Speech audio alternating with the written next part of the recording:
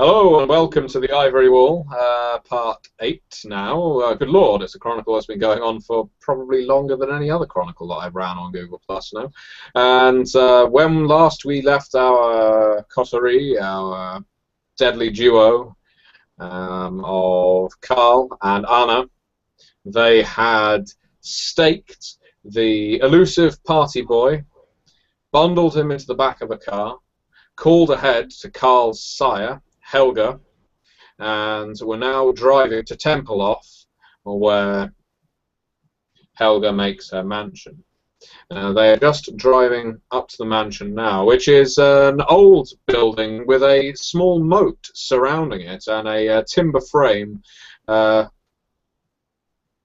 marking the edges of the walls like Tudor beams almost. It's a very old building, fortunately spared from the widespread bombing of the Second World War. There are lights on within. Clearly Helga has received the message that she is to receive guests after Anna had called ahead. Carl, well actually, I will just point out the way the game ended, you were still in your fetish gear whilst you were in the car.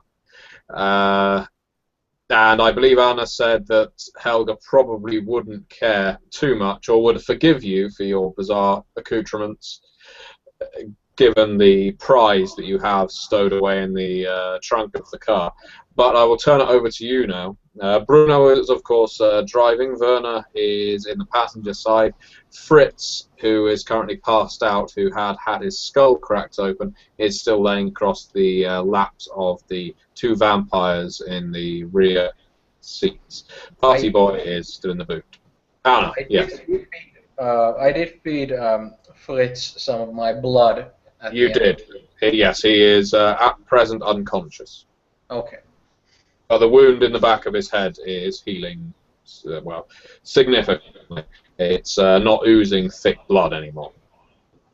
I've been like keeping his head in my lap and caressing his hair, stroking his hair while resting it there. Meanwhile, Schweitz is badgering the ghouls, asking if they've brought a change of clothes with them. Did we pack anything? Did we have anything else? Like, and he's like looking at himself, then looking at himself in the rear view, and like, glancing around the car, probably looking under anything he can find, even though there's nothing really to look under. Werner. Do the ghouls, any of them, have like coats or jackets or anything of the like, or are they just wearing like have long coats? But I can't imagine anyone. Well, Anna would have taken hers because you left via the cloakroom.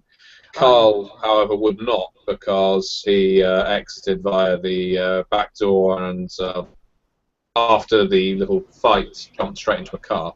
So I took the stabbing exit. I don't. So I'll make a roll based on luck to see where either of them wears a long coat. No, neither of them wears a long coat.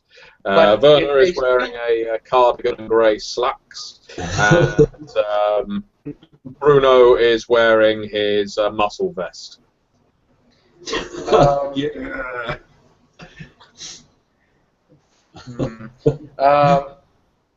I won't need all of my ghouls there, so you know we could always make a quick stop and they could just exchange clothing, and like Werner or Bruno could just wear the gimp suit or just be in their boxers and socks, you know.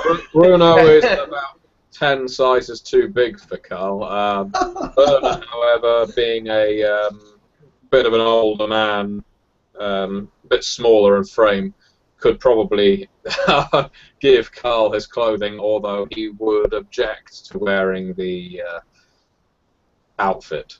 Yeah, but he doesn't need to come out of the car and like embarrass himself or anything like that. Because of course, Carl has worn Fritz's clothes before. There's a little bit of blood on them, but Fritz is the best dressed, and he isn't exactly doing anything that requires clothing at this point. Yeah, very true. In that case, I'll suggest to Carl. I'll be like, well, Fritz is out of it and just needs plenty of rest, I guess his clothing fits you.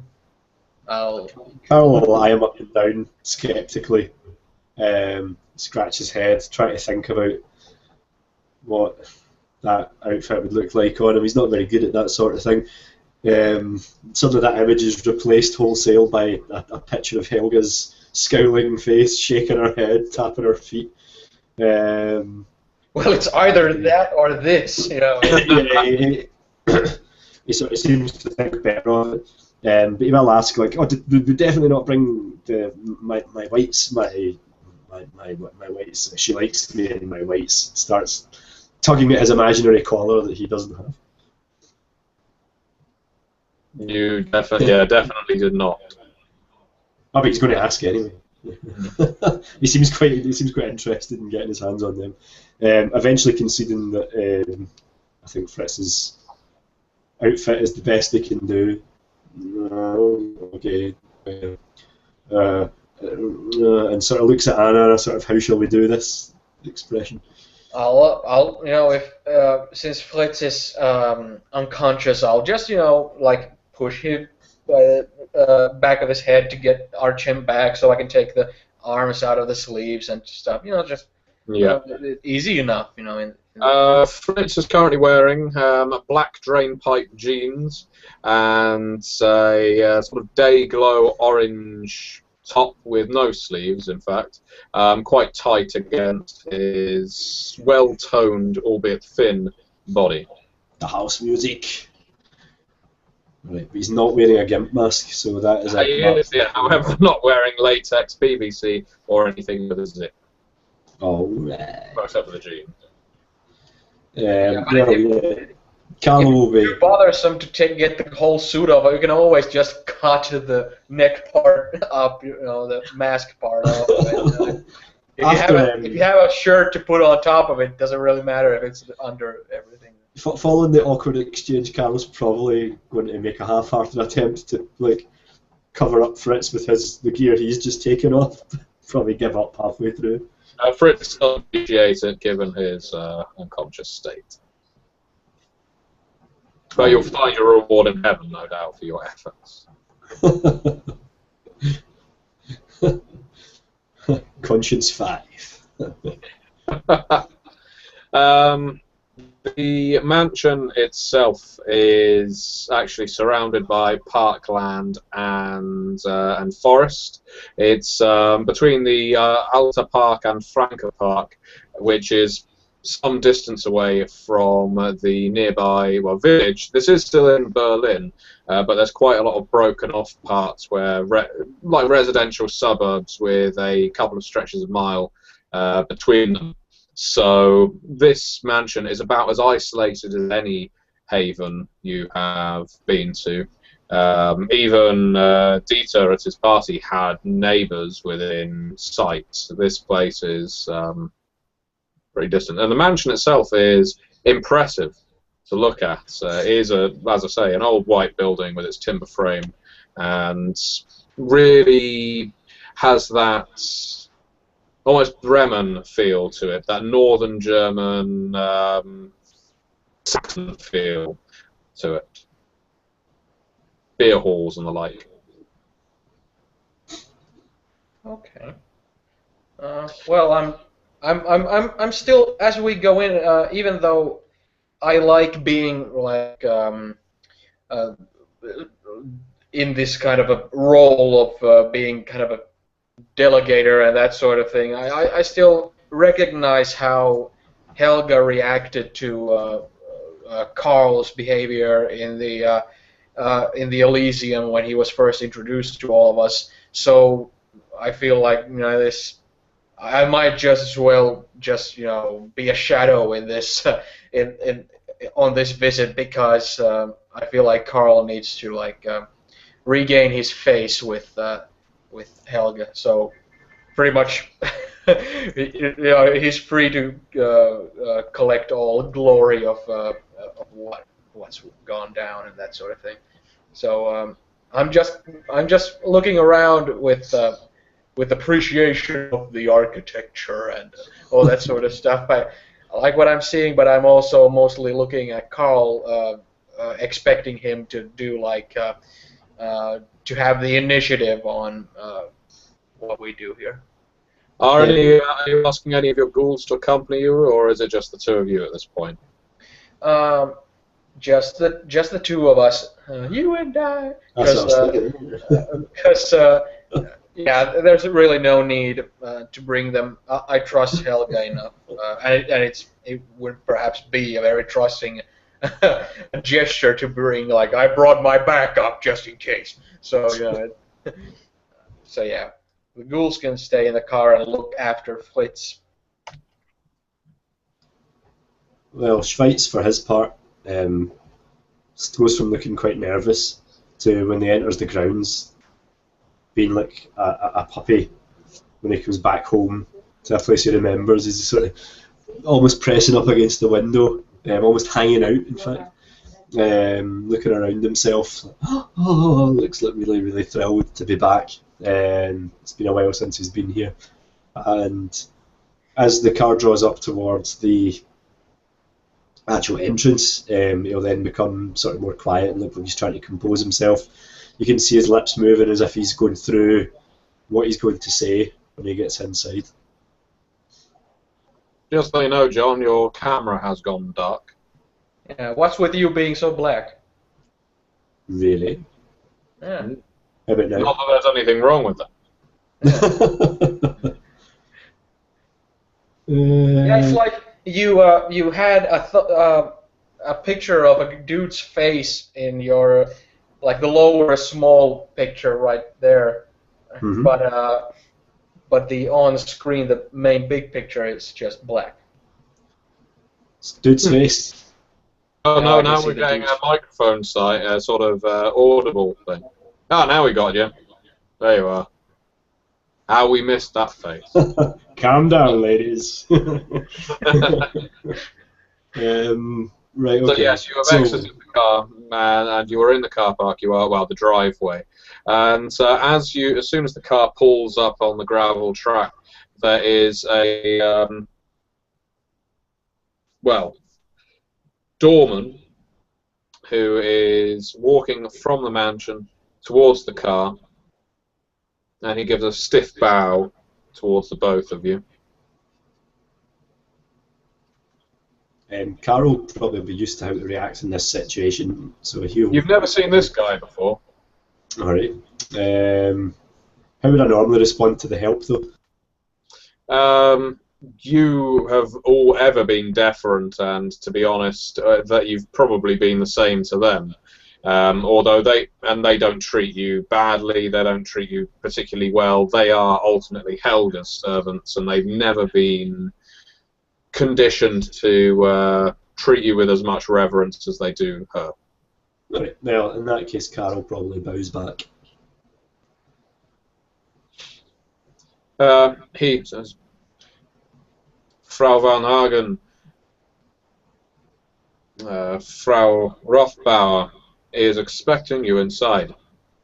And he pretty much doesn't address Carl. I'll give him a I'll give him a wide smile that fades away very quickly, and a nod. Yeah, I've noticed the fact that he didn't pay such respect to Carl. So is Carl. That tune from Kill Bill comes on in the background. Do a perception plus alertness, please, both of you. No. As the car begins to pull away. There's a small car park around the side of the house. Oh, gentlemen. One success. He's on fire! Fight! What do your elf-eyes see? I have seen the face of God. Okay, well, in that case, nine successes. Successes. I can see everything. Yeah, it's too late. I've seen everything. You've not only seen around the corner a flash of light, you've seen a car at Helga's that you do not recognise, a Rolls Royce actually, parked around the corner, a Phantom. You have also, given the sheer breadth of your successes, been able to identify that this mortal is a ghoul. You've been able to tell by the rate of his breathing or something like that, or the slowness of his pulse. Somehow you've been able to tell. And you've been able to tell that he is barely concealing anything but derision towards you.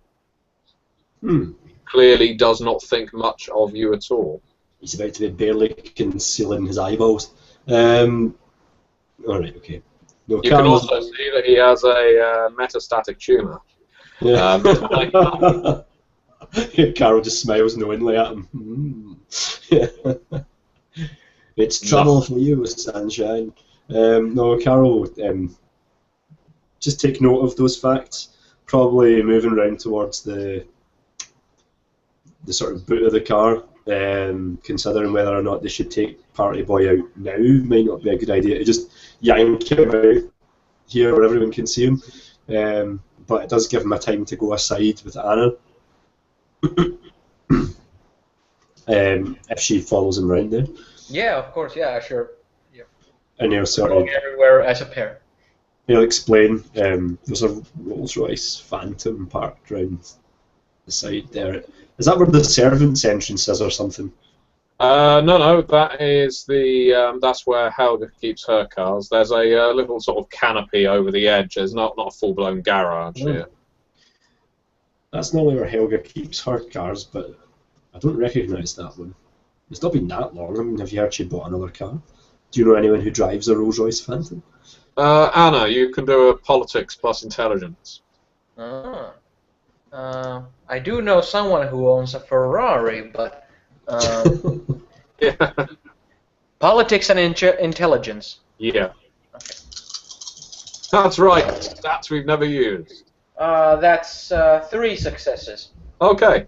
Yeah, you do actually. That's good enough. You know that the Tremere Primogen, Albert Prendergast, drives a Rolls-Royce Phantom. Check your notes. Check. Day. See you at the party, Richter! I think Richter has seen us at the party. I think that's what we can take from that. I'll say there's only one Rolls Royce owner I know of, and that's the Tremere Primogen. Oh. Carl, who doesn't really know anything about Phantom, he shrugs that off. Not too bothered about them. Well, I suppose we might find him inside then. Do you know why he might have come here? I have a, let's say I have a cynical opinion and I have perhaps the more realistic one. But it's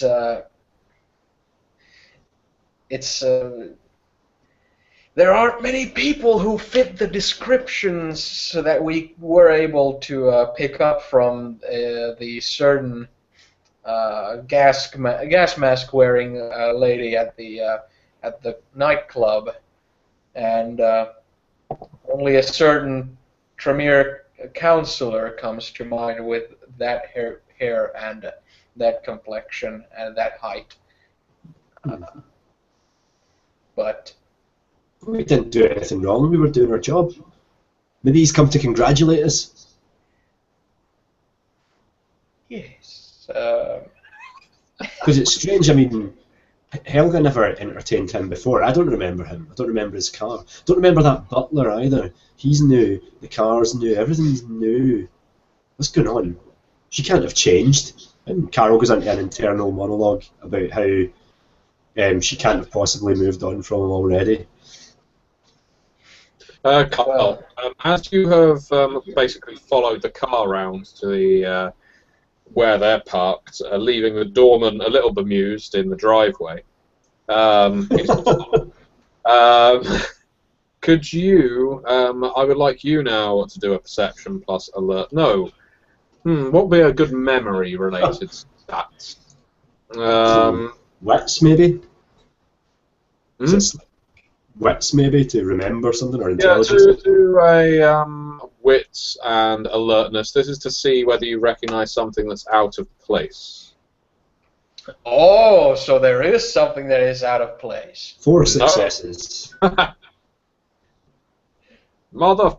Yeah, you do actually notice something. It looks like someone's been painting on the side of the house, but it appears to have been, well, someone's been whitewashing, rather, very recently.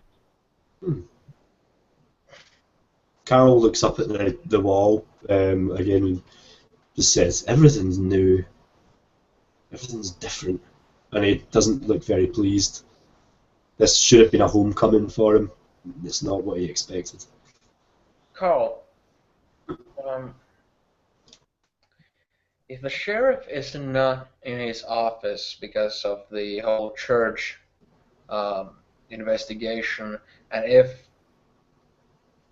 this doesn't seem secure, where's our plan C of where we should? What do you mean not secure? For the first time, something you said appears to have insulted Carol. He scowls at you as only a blood-bonded kindred can when the integrity of his domitor is questioned, and he squints and turns his head sidelong, hoping for a reassurance. I only mean in the sense that I haven't seen Helga ever since the Elysium, and it's not like I spoke to her on the phone, I just spoke to her secretary. And if there's all these new people and there's the Tremere's Rolls Royce out there, it's... But the Tremere are allies of the prince. The Primogen's an ally of the prince, isn't he? That's how it works, right? The Primogen are the prince's advisors. Maybe they've just come to make sure that the prince is kept up to date. And don't try to talk yourself into these naive ways of seeing this because of Helga. It's just like we suspected Reinhard Schweizig before, who is also a Primogen member. Now, in the nightclub, we started to suspect the Councillor Tremere, the Chancellor Tremere, Johanna Richter, and now there's another Primogen's car there who also is a Tremere. I'm here mainly because of trusting the members of my family. The Tremere are anything but members of my family. But Helga is family, surely. Yes, but for all I know, she's staked in a basement. Carol sort of like at first looks disappointed, and then you see his eyes widen, and you see his fists clench and then start to shake, and then his whole body almost starts to shake, and then his fangs come out, and then he starts looking at the doorway.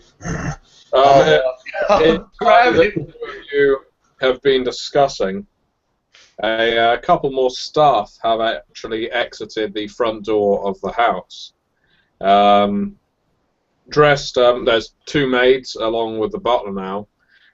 They're dressed in quite antiquated, sort of 1950s era garb, which again isn't really Helga's taste at all. She likes things almost set out like a restaurant than a ancient country mansion. And the three of them are walking towards you now. Do I recognise them? No, you don't recognise any of them. I'm going to roll self-control. Just to see. Oh, I don't want to abandon you and run. Thankfully, my rolling remains as shit-hot as ever. Carol manages to compose himself to the extent that he doesn't look like a barely contained ball of rage right now, thinking that his sire might be staked in the basement. Not recognising any of these staff, dress doesn't look right. The house is different car in the place. Doesn't know anything about these Tremere. They've never come round before. If they come and taken his sire's house, he'll tear them apart. What do they think they are? Some sort of wizards? Anyway, so Carl tries to sort of contain himself and lets the social animal that is Anna handle the greetings. They seem to be far more interested in talking to her anyway, and at the moment he's not interested in talking to anyone apart from his sire. The butler speaks again. Frau Van Hagen, as I say, Frau Rothbauer would like to see you, as you called ahead. Yes, I'm sure. Inside. In a moment, darling, I'll hold Carl by the shoulders and kind of rub his upper arms there to try and calm him, and I'll just be like, okay, let's keep our cool here. What do you say we make for it for our car? And I'm pretty sure if we start to jog at that location, I'm pretty sure we'll see the immediate reactions of these goons, and from there we can draw the conclusions. Carl doesn't appear to be listening to you. He's staring intently at the house. He just really wants to get in there. Whether or not it means his death at this point, he would rather just know that Helga is either safe or not. So he can either, well, I don't know. You might not be able to tell all of this from just looking at him, but he looks like he wants to kill someone right now, or at least have his fears allayed in some way.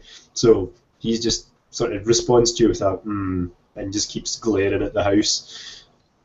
Since I do have empathy, do I notice that he's very reluctant to for my plan? You know. I don't think there's any doubt that you can see his reluctance, given that Carl typically is quite verbose in his agreement to you. At this point, he is more grinding his teeth by the sounds of it, and then shrugging dismissively. There doesn't seem to be. I'll try to use. This is my second time in this campaign. I'll try to use entrancement on Carl. Okay. You bastard. Okay. God damn. It's not like it's dominate. Come on, man. Damn you, Van Hagen. What's the difficulty, like the subject's willpower or something? If it is, you've got an easy job of it. You spend a blood point as you roll appearance plus empathy. Difficulty equal to the target's current willpower point, so it's again just temporary willpower. So that's even less. Yeah. You only spend 1 point. Yeah, you can spend a willpower point to temporarily resist.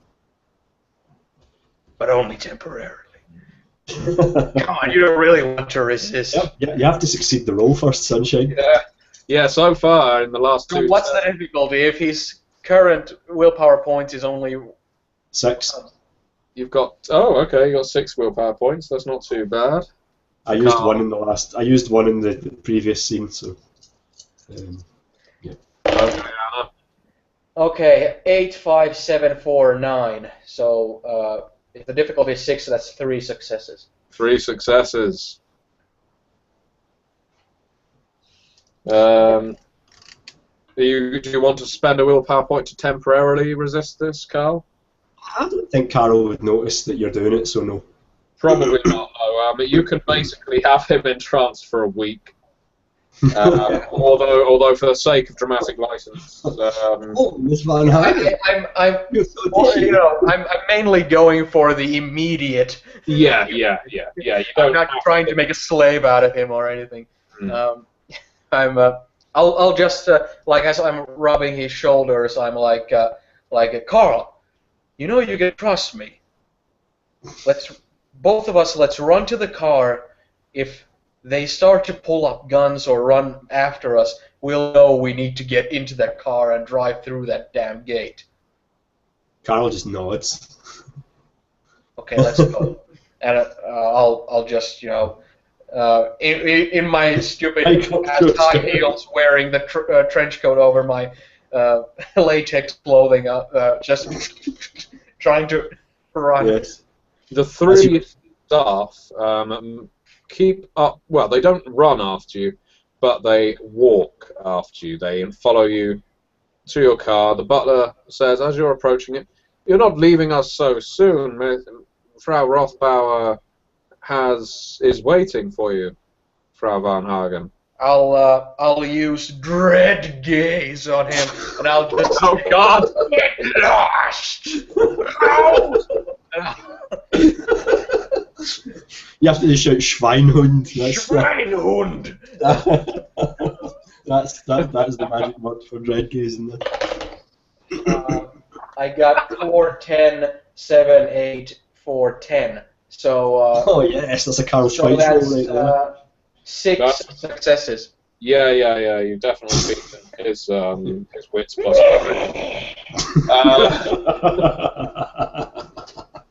Schweinhund.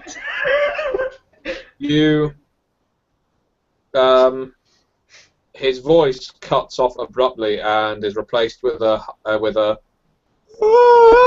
at which point he turns on his toe and pelts it back to the house. I believe Dread Gaze is actually, it's not just, it can affect more than one target, can it not?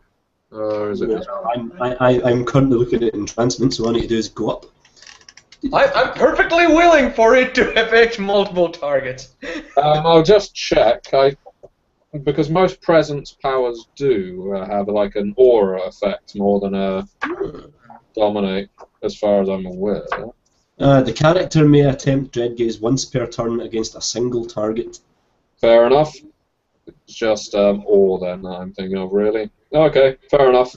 In that case, yeah, the butler runs. The maids, who now that they're close enough, don't really look like your traditional French maids, very small, very waif-like. Don't look like shot putters or anything, but they... It's a Lundra Blaze! It's a little unusual. One of them takes another step towards you, the other one runs off after the butler, and she says to you, "Frau Rothbauer is going to be very unhappy that you've done that now." Oh, I thought we already got to the car. Well, you are just out the door. Oh, okay. Climb in. Give a damn. I'll just squeeze myself in and just slap Werner on the shoulder and just say, "Go, go!" Bruno says, "I'm driving." And Bruno had already started the engine as you were walking towards the car. Carl's incredibly confused. Like, he doesn't want it to piss Helg off. He's like, Blood Bond versus Entrancement. Who will win? But importantly, you do feel the blood bond is still in effect. Yes. Mm. You might not actually appreciate that fact. No. Bruno pulls away at speed, spraying the maid with gravel, and pulls out of the driveway. He's taking emergency driving precautions and speeding out of the drive back onto the road into the Tempelhof village. And Werner looks over his shoulder back at you. What went on? What was you? What about the cargo? It's not safe. There's some extra unwanted guests there that we don't want to have anything to do with. Now, at this point, I'll grab the gigantic cell phone in the car and call Marsha.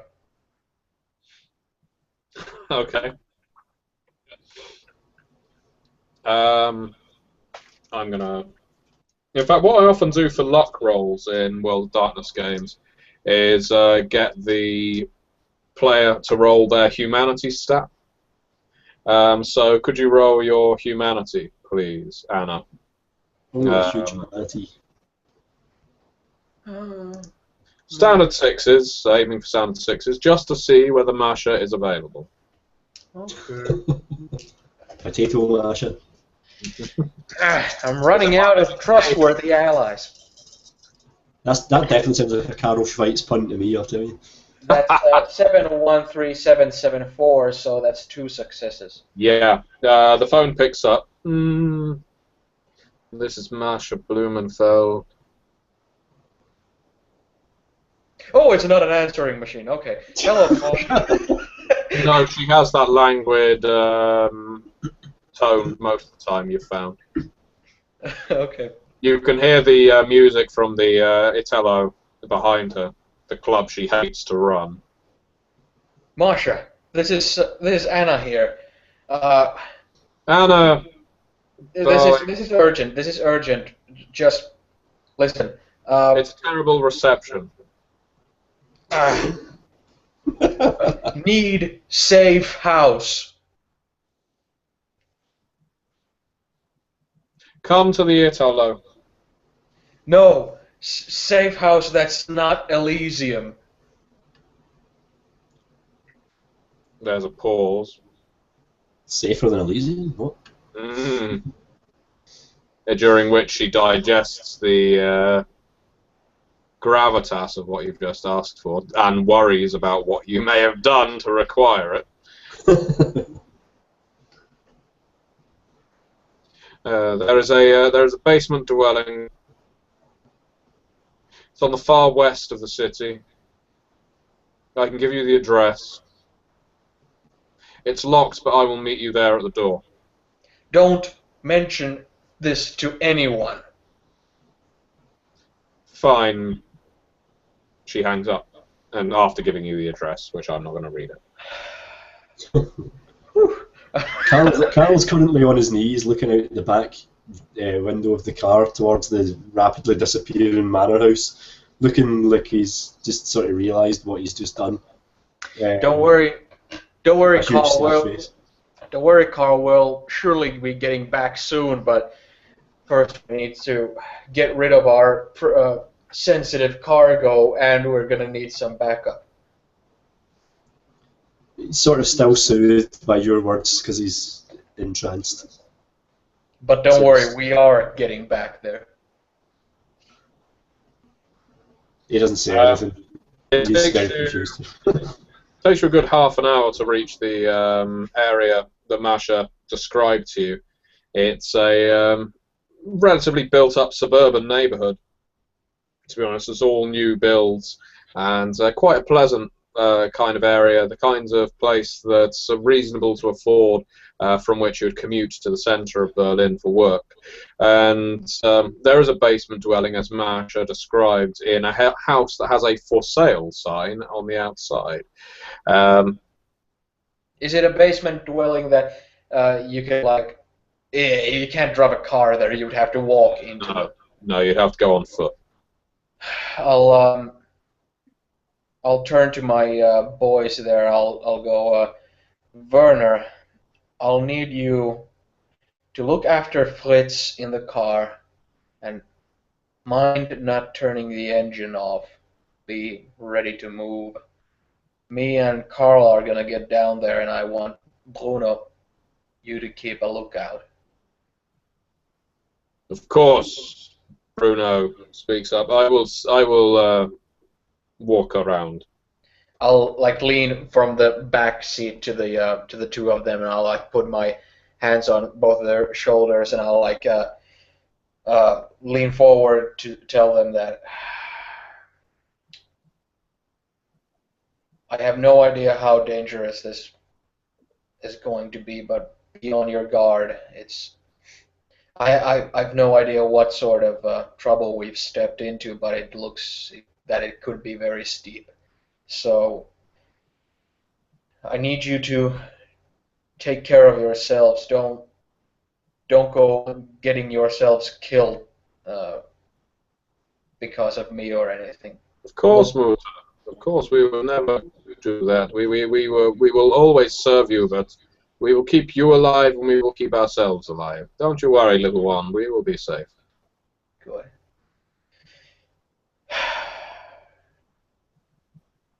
Well, We'll we try and lost reach you. Klaus. I'll give both a kiss on the cheek, and I'll also give Fritz a kiss on his forehead, and then I'll kind of take a deep breath, even though I don't really need to, but figuratively speaking at least. Then I'll look at Carl and open the door to step out of the car.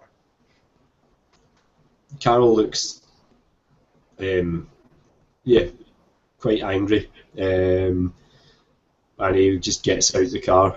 He seems to be all business for the first time.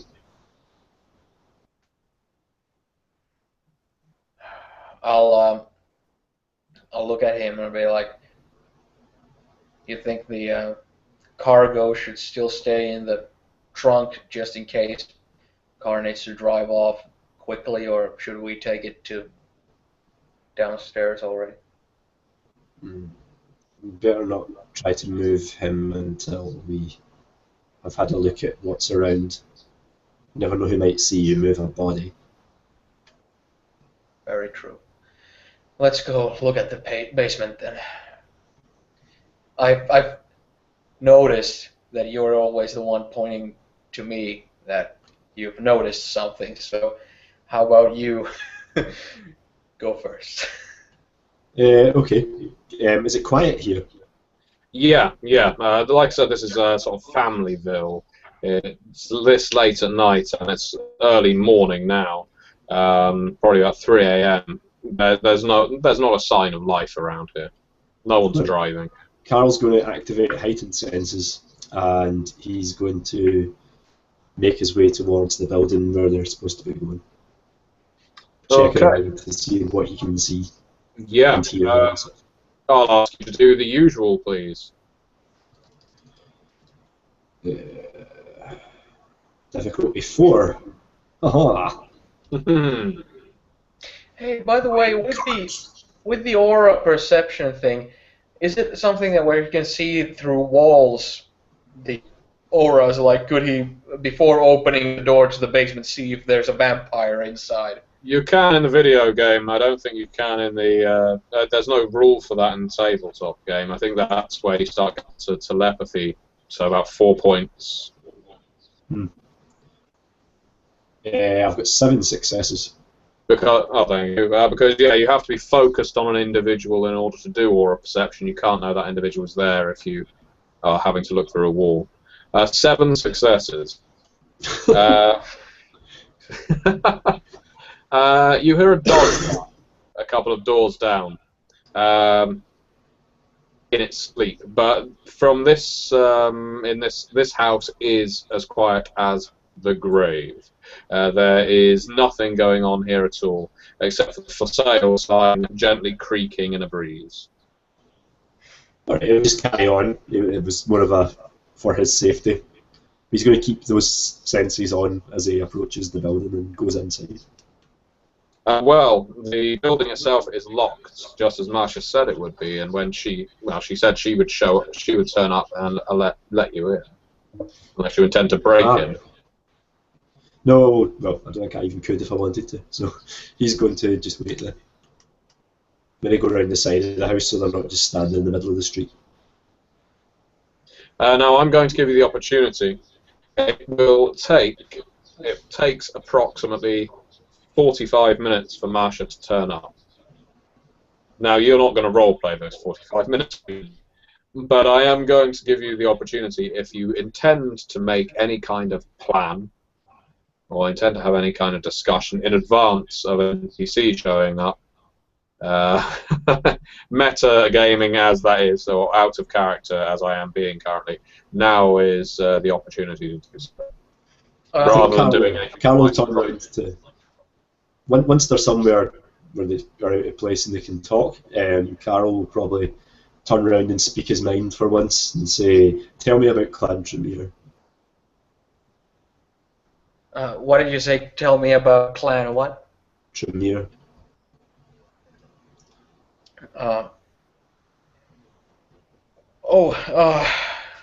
Well, I've never really actually had an in-depth conversation with a clan member of Clan Tremere about what their clan is right. So all of the information I could give are based on personal experiences or hearsay from other members of my family. But the most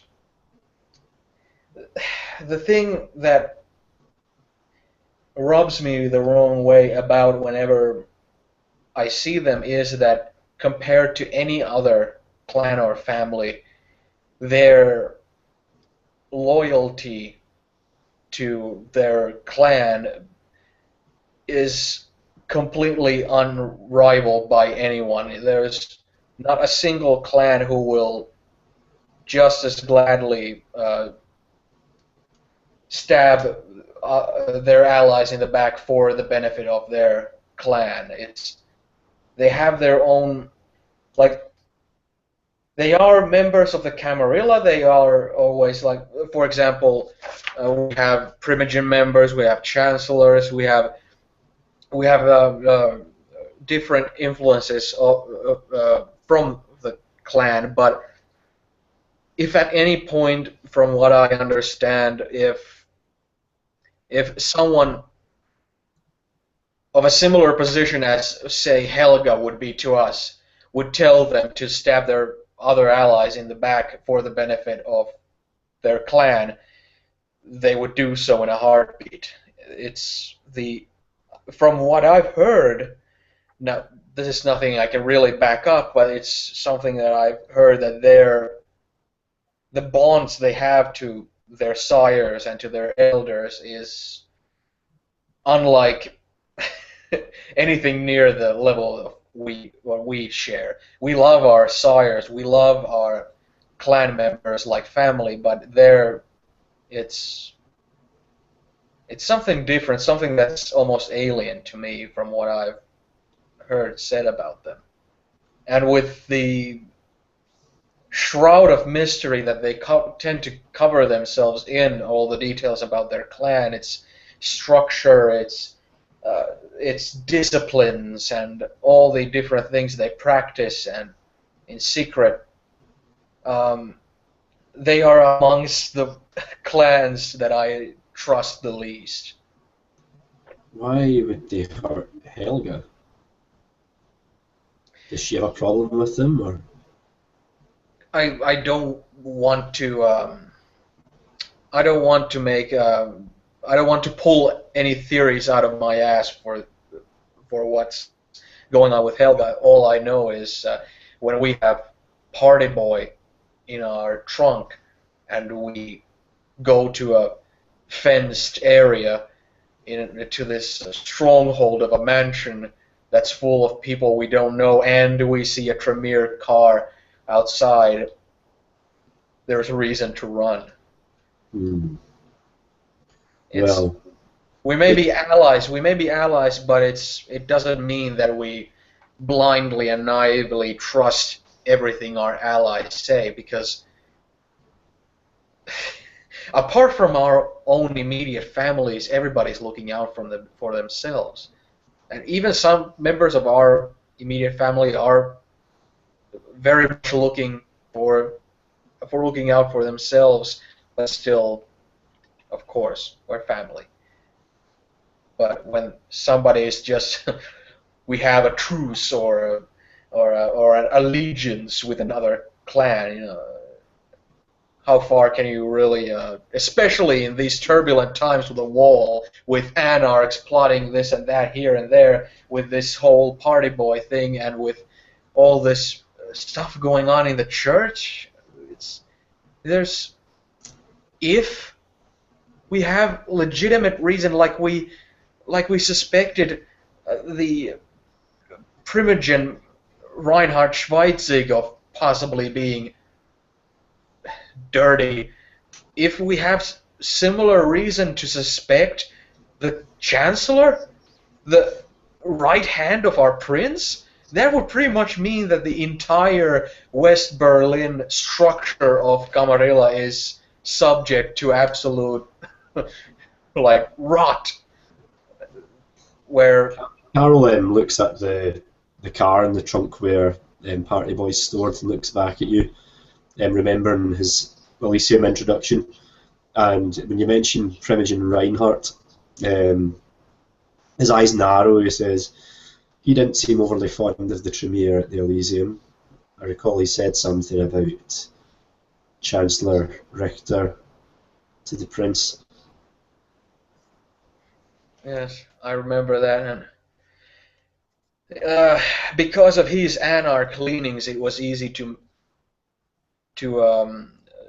leap from one possibility to another. That because the church was so anti-establishment in its rhetoric, and because he was known to be an anarch sympathizer, and because Party Boy was such a anarchistic type of a personality, it was easy to connect the dots that way. But if in fact that woman with the gas mask was if she was Richter,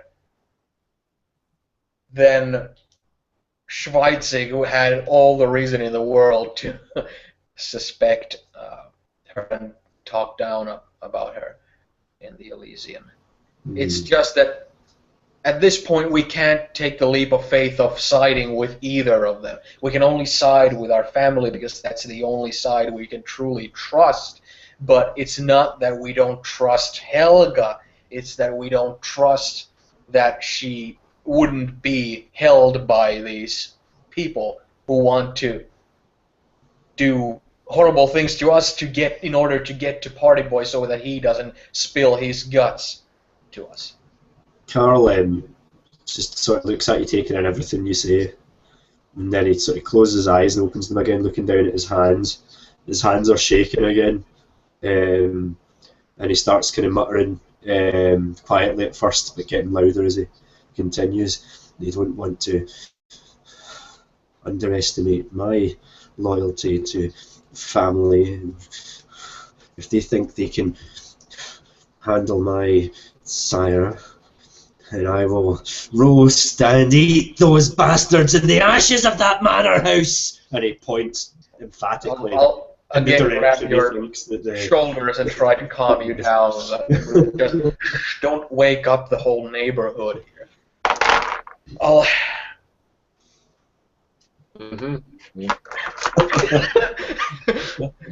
Okay. Someone with a video camera woke up.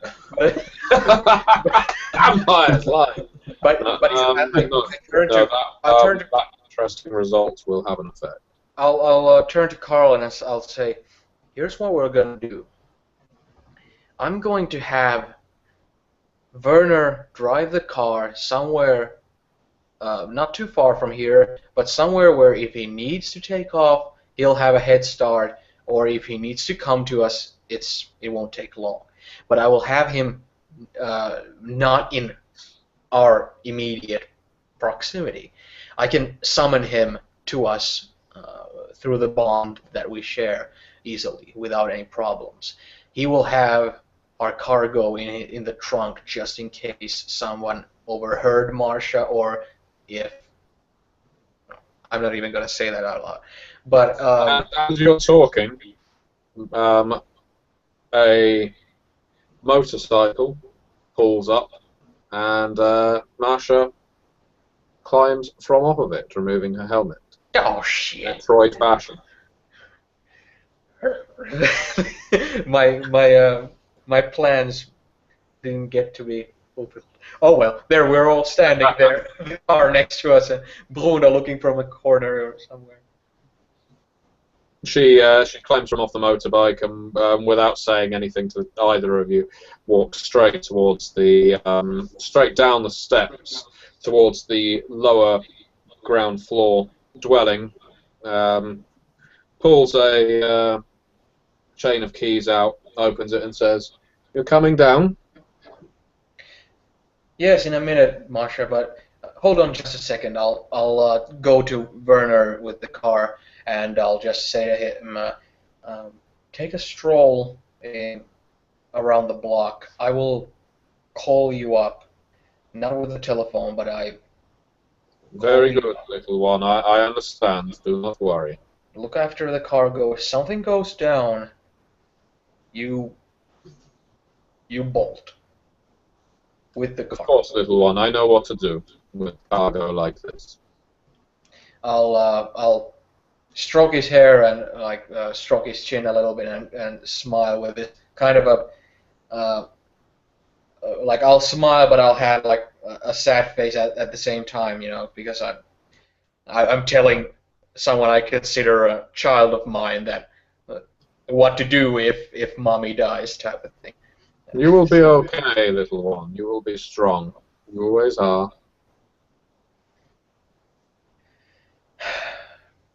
I'll give him a little tap on the shoulder as I turn to leave. He drives. And yeah, I'll go to Marsha with this kind of. I'm always sighing, even though I'm a vampire, but still. You're a very put-upon vampire. Yeah. I'm spending blood points all the time to appear more human by sighing. The two of you entering the basement dwelling. Yeah. Yeah, Carl. Crossbow. No. Roll to dodge. My old nemesis. Yes. It's decked out a bit like a sort of stoner's pad. There's also low futons and sofas, lots of cushions all over the place. There's no natural light down here. As the door closes behind you, it's lit entirely with UV. Marsha is already unzipping her motorcyclist's jumpsuit, I suppose, out of leathers, and then crashes on one of the futons before putting her head in her chin on her hand. Sit down. This soothes my mind. This lighting, this quiet. Just sit down. No one knows about this place. You don't need to worry. This is my private little retreat.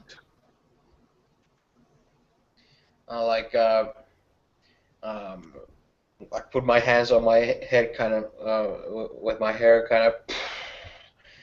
First of all, Marsha, I want to let you know how much I appreciate the trust that there is between us. First of all, from me, Anna, you should know you are not the only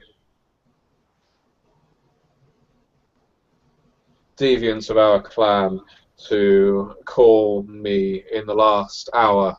I also received a call from Helga, your sire, Carl. I don't believe you've seen him for a while. His eyes light up.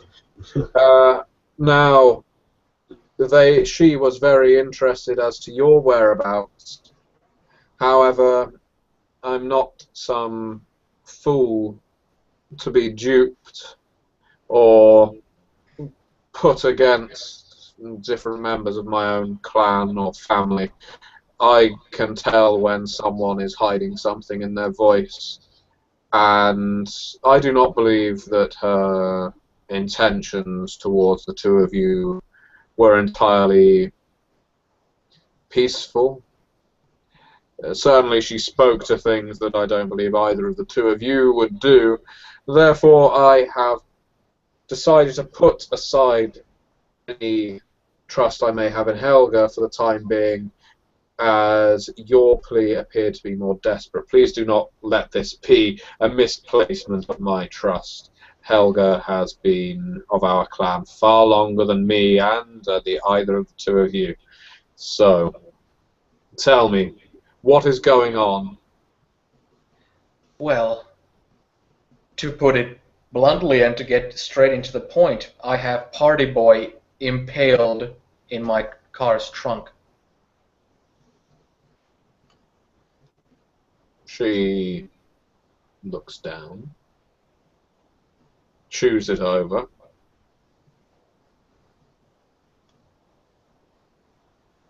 Carl, can you agree? Do you agree with what Anna is saying? Is she lying? No, we caught him. We captured him. He was in the club. He gives the name of the club, which I can't remember. Jump and he tried to. I don't know. He tried to get into my head, but it didn't work. And yeah, and I captured him, and we were going to take him to Helga's, but it was different. It wasn't right. There were people there I didn't recognise. We think the Tremere there. We saw a Tremere we think we saw a Tremere in the club. Tremere. Well, let me be clear of how these things have worked. You were in the Elysium when the whole incident happened. Yes, of course. So you remember seeing Reinhard Schweizig mouth off against Johann Richter. Yes, not too much love lost between those two. Yes, and because of that, there have been different points in our investigation where different evidence has pointed towards not seeing Reinhard Schweizig in a very trustworthy light. We have, since everyone knows of his anarch sympathizing streak, we've come to expect that this party boy was also an anarch, or at least something of the sort with the stunts he was pulling, and also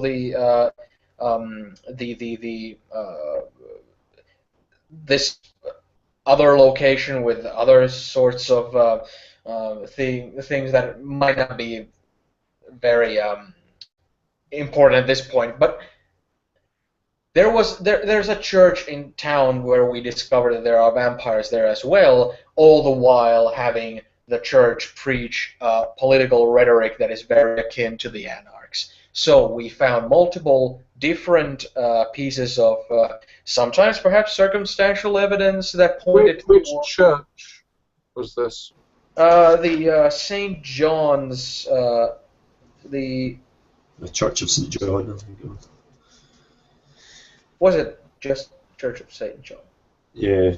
Okay. It was attached to an army base, but the church was just the Church of St. John. The Church of St. John was a place where this person who was with Party Boy, who came to tag the Elysium, who Carl here chased down, was from. He was very strongly connected to the church and was convinced from reading his diary that there's a vampire there. And we investigated the place, and Carl did in fact spot a vampire obfuscating on plain sight, invisible to everyone else but him. Oh, really?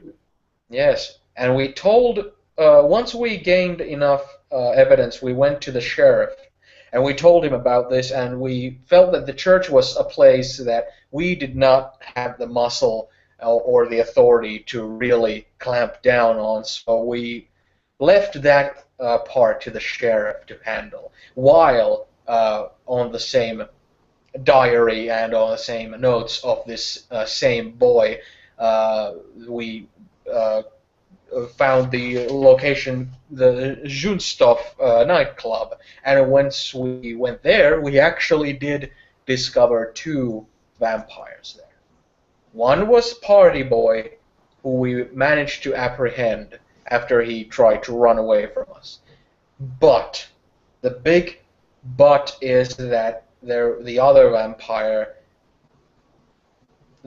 from all the people, all the vampires in West Berlin that I know of, there is only one of that height, of that hair color, of that hair length, of that pigment of skin, of every feature that you could make out without seeing their face, would be, and this can always be just a stretch, Johann Richter. And after this, after we got Party Boy, impaled him and shoved him in the trunk of the car, we couldn't get a hold of the sheriff because most likely he was at the church at the time, taking care of that. So we concluded that Helga would be the next best option. But once we arrived there, like Carl just said, all of her staff were people we've never seen before who were pouring out of the mansion, all too eager to see to us getting inside very quickly, all the while having all the wrong vibes about the place, and then spotting a familiar-looking Rolls-Royce that belongs to Albert Prendergast. Strange for Prendergast to be visiting Helga. I certainly thought so, says Carl, scowling. He's never seen the man before. But that's... Of course, Helga is a harpy. It may be that Prendergast intends for Helga to spread a certain word. It's this was to be somewhat of a private affair. This was to be something where I wanted to show, and Carl wanted to show the fruits of our labor to Helga herself, not an audience from other clans, especially clans that we've come to suspect of. Fetch Party Boy here, and have my mentorship for this little presentation and prestation. I could do with something entertaining. We'll have to duct tape his eyes. If he makes eye contact, he might do to you what he did to the doorman at the Elysium. That is very curious, isn't it? Such a gift is typical of the Ventru, of which there are very few, well, none, aside from Salvatore, who frequent West Berlin, and of course the Tremere. True. Well, summon a burner. Oh, okay. I think that's another blood point. Yeah, throw yourself at. We'll see how quickly how strongly he puts the pedal to the metal. Smash through the wall. 857755. Oh yeah, no. 3 successes. 3 successes. The subject approaches with reasonable speed. Define reasonable. Within the next 10 minutes, there's a knock on the door. I'll go and open it myself. Werner is stood there. Little one, are you well? Yes. Go and stay in the car and keep the motor running and yeah, be safe. Do I know where Bruno is stationed at this point? You can see him lingering on the other side of the road at a bus stop right now. I'll show him to come to me. Bruno walks over. Mutter. Open the trunk and lift that wet dish rag of a person up. Bruno does it without question, and pulls Party Boy from the trunk, and in a fireman's carry, takes him down to the basement where you are. Though, before we go to the basement, I'll grab some duct tape from the trunk and wrap it around his head, you know. Okay. We want to do it to his arms as well, so we can't just rip the duct tape off. Strides is used to this bondage thing now. I'm getting into it. Bruno goes all out. Once you pass the duct tape back to him, he pretty much wraps it round the Party Boy's entire body as much as the duct tape allows to prevent any real motion or him gaining any traction. So his legs are bound together and his arms, leaving pretty much just his mouth free to spout out whatever he wants to. Okay. Oh no, don't go anywhere. Marsha gives him a very brief wave. So this is Party A Boy. wave of him getting away, or just a wave of hello? No, just a salute. Oh. So this is Party Boy. You're this gift-wrapped young man. He's not that pleasant of a listen to, but he sure is energetic. Wonderful. Well, feel free to remove the stake. I'll look at Carl. Carl just sort of reaches down and he'll at the last minute. At first he'll be sort of heroic, then he'll get a bit hold on, I have to pull a bit of wood out of someone's heart, and then unsure of how he's going to react, and then probably thinking that like a plaster, he'll pull it out with a certain amount of sharpness and sort of step back. There's a small fountain of blood that follows as you pull the railing from within Party Boy's heart, but that quickly salves itself as the vampire starts frenzying uncontrollably. Now, Party Boy's strength is in no way an issue here. He is not going to burst free of his bonds, but this results in a near fit as he wriggles around frantically like a cable or a hose, a power hose that's just gone mad, for the next several minutes at least, until it kind of pours out of his system and he calms. So you're Party Boy, are you? Oh yeah, I am Party Boy, and you are Masha Blumenfeld, the primogen of the Clan of the Rose, I am told. That is correct. So you recognize my voice. Oh yeah, I recognize all of the Toreador of the city very well indeed. Yeah, I have to. I target all of you, as you well know, and I do it well as well.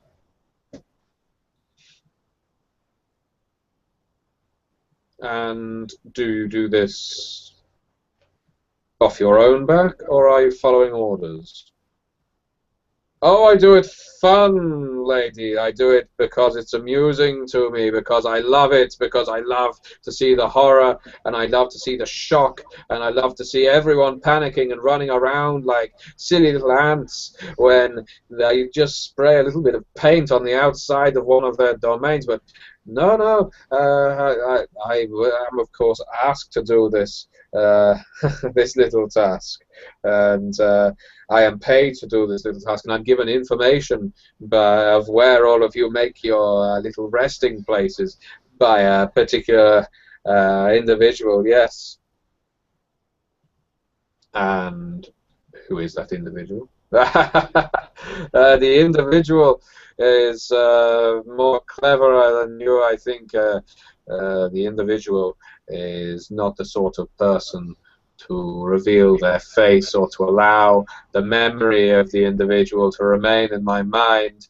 Oh, I can hear the echoes of a voice speaking to me and telling me to forget. I could recognize the voice. I'm very good with voices. But all I have to be told is to forget their face. All I have to be told is to forget their name.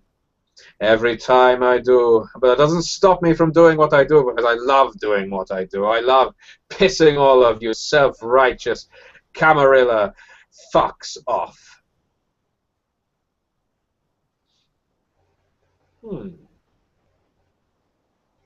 Well, she turns to Anna as he continues ranting and raving. And to Carl. That is certainly a gift of the Tremere or the Ventru to make someone forget, to look into the eyes of Empire and just command them to forget everything that they've just seen. Carol glares at the former cocktail sausage sitting in front of him and says, "This voice, you said you remember the voice." Yeah, I remember the voice, a lovely voice. Oh, what I would do with that voice. I bet it is a voice that would get you, Karl Schweitz, the embarrassment of Berlin. Oh, I've heard about you. You are going to be next, your shitty little bed sit on the in the view of the wall. You know, you are going to get my tag as well. Not that it would have made any difference. Your place already looked like a den of shit. That's interesting. It seems you were embarrassed No, by not the tag. You were wearing my You do tag. not know the power. You do not know the power of the tag, Van Hagen. You do not know because I had not visited it upon you yet, but I was going to. You do not know what the outcome shall be for those who have been tagged. What, you're gonna scratch my car or sabotage my sculptures? You do not know, do you? You silly, stupid Toreador. Carol's going to look at him again. It's enough bullshit, party boy. The voice, is it female or male? It is a sultry, very sexy female voice. She could tell me to do anything she wanted and I would do it. I understand you have the same problem. Yes, I think we're both definitely alike in that sense. Now, you talked about the tag. Do you know why they want you to do these things? All I am told is that when the wall comes down, everywhere that has been tagged will be the first to fall.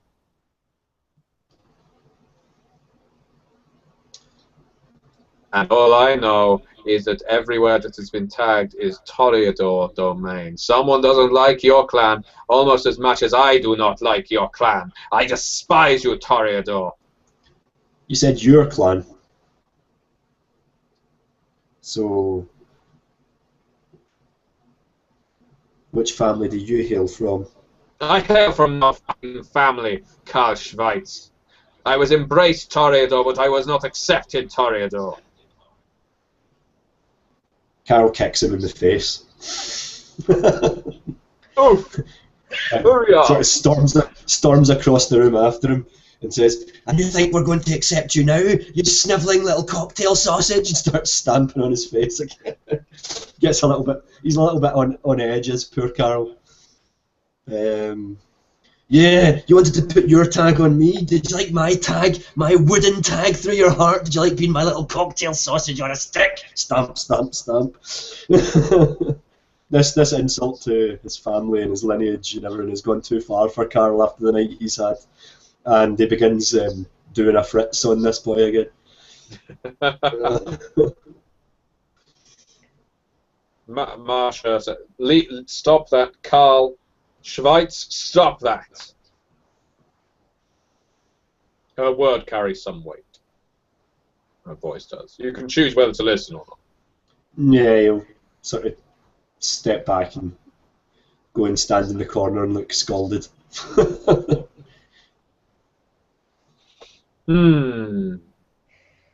Toreador. And who would your sire be, party boy? By whom were you embraced and not presented to the rest of us? Are you native to this city? Or maybe you come from far beyond and you just wish to piss all of us off in your own little way. You do so well. Through broken fangs. Party boy laughs. I am, I am I suppose, step brother to the lovely Van Hagen. We share the same sire, Anna and I. The stupid old fool, Heinrich George, is my sire. I'll kind of like Carl did before. I'll just get this serious face on me, and I'll just walk up and I'll just bitch slap him. And I'll immediately like wave my hand and be like, just this just like letting him get to me because of insulting my sire. You know the biggest joke of all, the prince doesn't permit destruction without his say-so. You've got to keep me around for a few more nights yet. We've had to say so. We're cleared to end you whenever we wish. Bullshit! The lady said that you would not be able to destroy me. Well, she was wrong. There's still some gasoline in the tank of the car. We could go and wet a rug and get a bonfire going. Fuck you, Van Hagen. You do not have the stones to set fire to me and leave me to die. I, on the other hand, love cooking, party boy.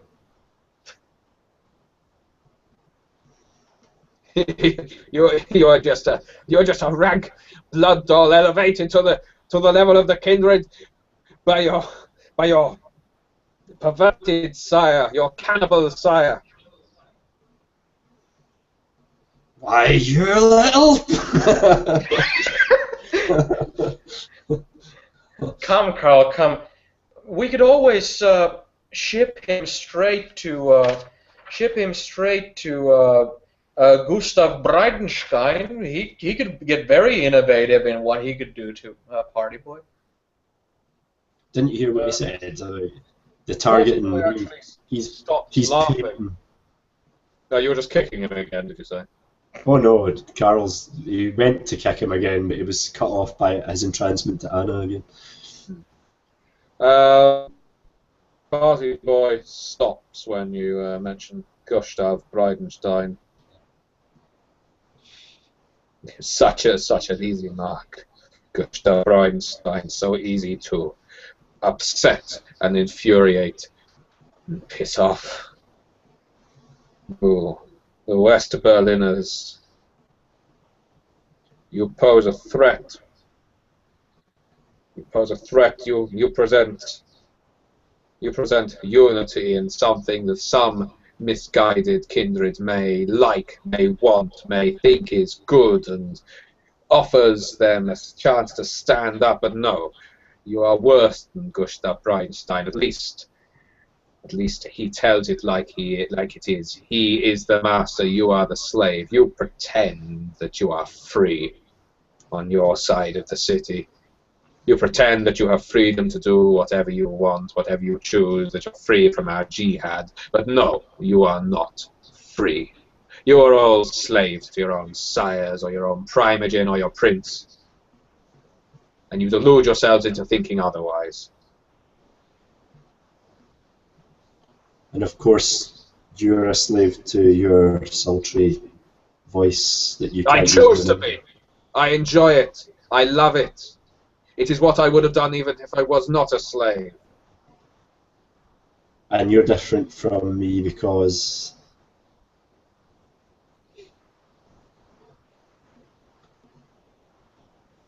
He doesn't answer. Yes, I thought so.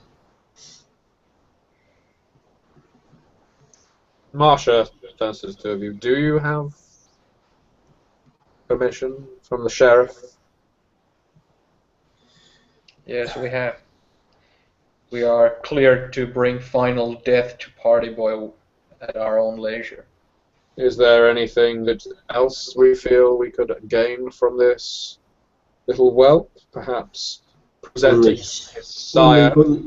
only he could identify the owner of the voice he speaks of. Perhaps if we could get him into a room where he might chance upon hearing it, I have some suspicion as to who it might be. Elysium.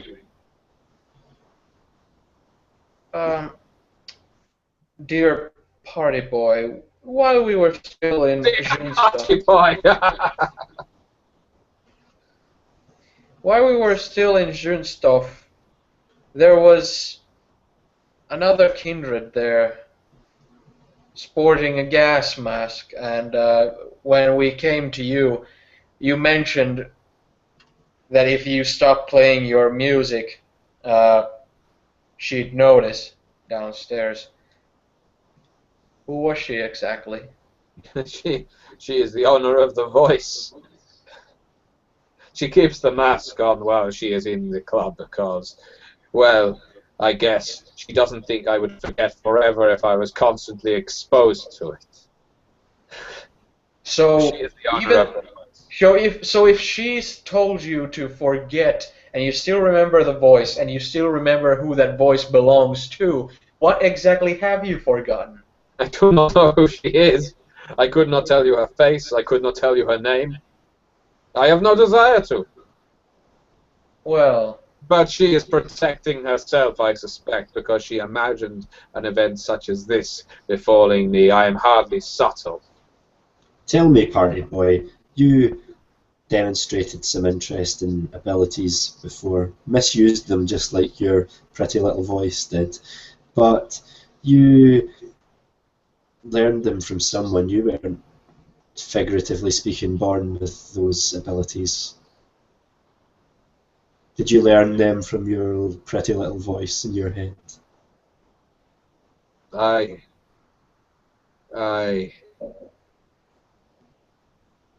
I do not know where I learned them. I feel like I have always had them. I do not know. I do not know. I do not know. They were part of my blood. Hmm. then you're not of our kin. I am. I am of your kin. That is why I hate you so. He's lying. His memory's been manipulated again. Uh, And you love this voice that lies to you, party boy. He What is starts your real wriggling name? frantically again. You think he's about to frenzy again. He may have touched a nerve. Yes, looks like someone's trying to kick me in the face now. Carl's starting to put pieces of a puzzle together. His tinfoil hat is firmly on his head. Giovanni! Yes, Giovanni. Yeah. yes, if they're already dismantling and building up his mind and his memory and his memory of the identity of the owner of the voice, why couldn't they implant this memory as well? It would be a good way to secure his motivation. No! No! No, she did not lie to me! Thrash, thrash.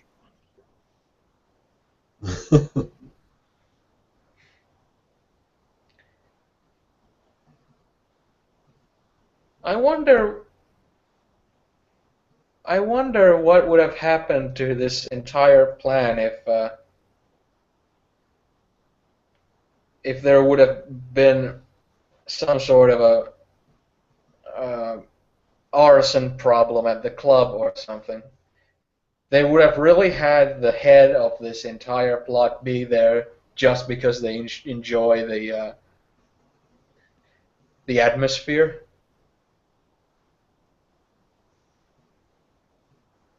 Hmm. I mean, I don't know. Perhaps I'm thinking too deep into it, but I What don't are know. you trying to say, Anna? This is Marsha, obviously, not Party Boy. No, I was simply thinking that had I had I not been had I been a more callous person with no reverence to the masquerade, I might have just solved the party boy problem by committing a little bit of arson on the Junstov club. No, but they didn't have to. They didn't. Did you understand that they didn't have to eliminate him because, in everyone's eyes, he was one of us, and even if we caught him, he himself would claim to be one of us. Yeah, but still, if this gas mask woman was the head of this entire plot, and she was just there, I spoke to her. We don't know that. She's just the person who activated this little sleeper agent. Like, all we know is that he isn't Toreador. He thinks he is, or has been made to think that he is. The very thought that he's not obviously goes against some very deep conditioning that's setting him off big time. And on top of all of that, it seems to me that the church is connected. It must be, because we saw the name of Party Boy's companion in the priest's diary. We saw the obfuscated vampire, the invisible vampire, who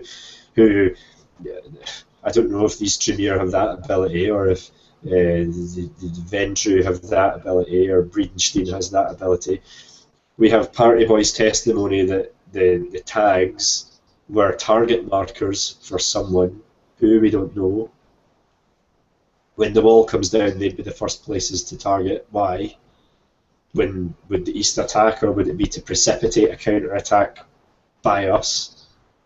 And all the while the Toreador would be blamed for the entire thing, because Party Boy, who we captured all too easily, this great elusive man who's essentially been standing for all to see in a nightclub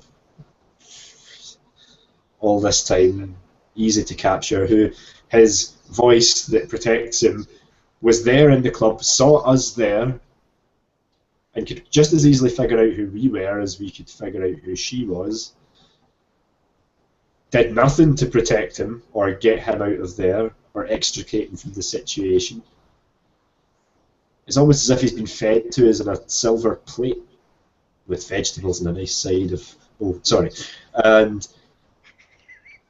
Well, Schweitz, let's say that your theory is true, and that this is all some grand setup.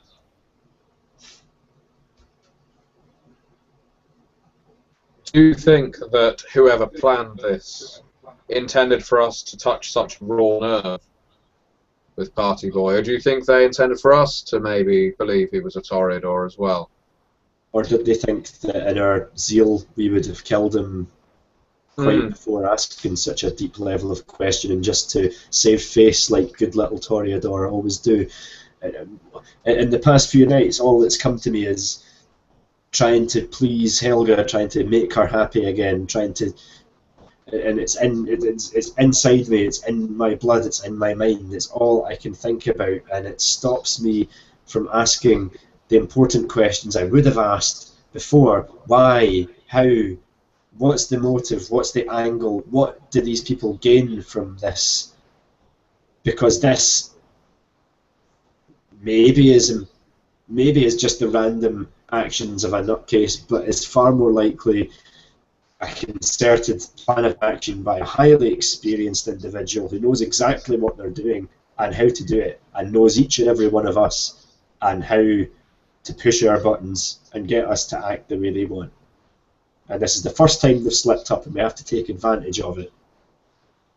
The Toreador, if I do claim so myself, are the most stalwart of supporters of Prince Ehrman in West Berlin. There is no clan more unified in support of the West Berlin Prince. If you were to remove the Toreador or humiliate them to such a degree that they were inactive, even turn them on one another, Prince Ehrman, well, There are many lined up to take his place, whether you look at Schweizig and his anarch movement, or Bridenstine on the other side of the wall, or any up-and-coming Bruja or other member of the Primogen, for that matter, who may wish to step in. And, of course, we have our Chancellor, Joanna Richter, who leadership would fall to if Airman were to meet an end. Something that crossed my mind a bit is that even though we are Westerners here, we have to come to terms with the fact that the whole support structure, the whole head of our Camarilla rule in the West is rotten, non-trustworthy, full of Machiavellian schemers who wish to further themselves in the expense of others without looking at the big picture. Whereas, like Party Boy said, and like Rosa Rothschild has said, as something that I found to be also a brutal truth that I can't deny, is the honesty, the unapologizing honesty of the East, of Gustav Bridenstine. Through Rosa Rothschild to Gustav Bridenstine, I'm wondering if we could formulate a formal truce with the East using Party Boy as a tribute. And claim that he is one of ours and we're willing to give him up? As to imply weight to the gift? Yes, I see. The thing is that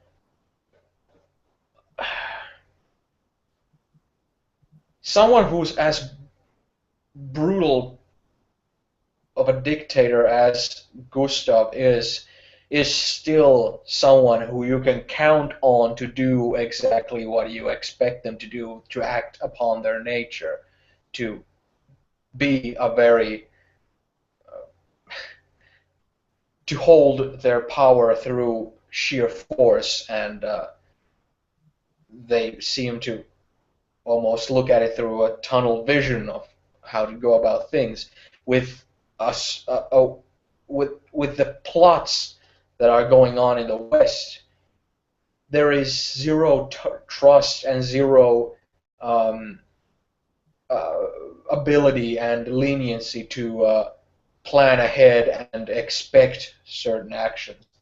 I suppose you could argue, Anna, that that is the price of the freedom that we are allowed in the West. We can feel free to practice our art in whatever way we see fit. In the East, everything is, well, regulated by Bridenstine and his Nosferatu. They are a secret police. They do not allow such liberties as we have on this side of the wall. So yes, we have no real control or authority, but that also allows us great freedom, and that is. I'm not suggesting aiding the East in the wall coming down and aiding them in taking over or anything, but this would be a good act of good faith in an actual working truce where both sides would benefit. Because they've had their problems with Party Boy, and they surely would like to rip him to shreds. And as Gustav has said, he also wants the people who in any way have worked with Party Boy. So he may also have incentive to help us root out the people giving him the orders. It may be a stretch, but it's. I find if we can't in full trust go to Helga, we can in full trust go to the Prince because Joanna Richter is there, and to be honest, our Prince Erman can be quite limp-dicked at times. It's also the. Anna. Not speaking out of personal experience, but the. If we had a prince like we have our sheriff, I'd feel much more confident in staying true to our allegiances. But as things stand now, I feel like we need to pan back in quite great amounts and see the actual effects on our family, not our Camarilla sect or our side of Berlin, but our family of Toreador. And at this point, I'm sorry, Carl, for saying this out loud, but I find myself having more trust in turning to Rosa Rothschild than I do to Helga.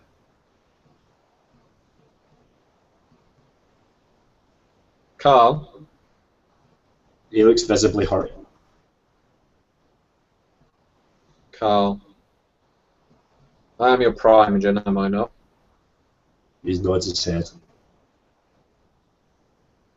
And have I ever judged you or dismissed you as someone in some way embarrassing or unworthy? He shakes his head. Then I would like you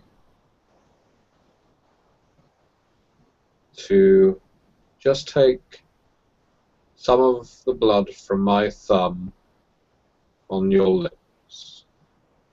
He looks very suspicious now. He's sort of got vague memories of this little ceremony.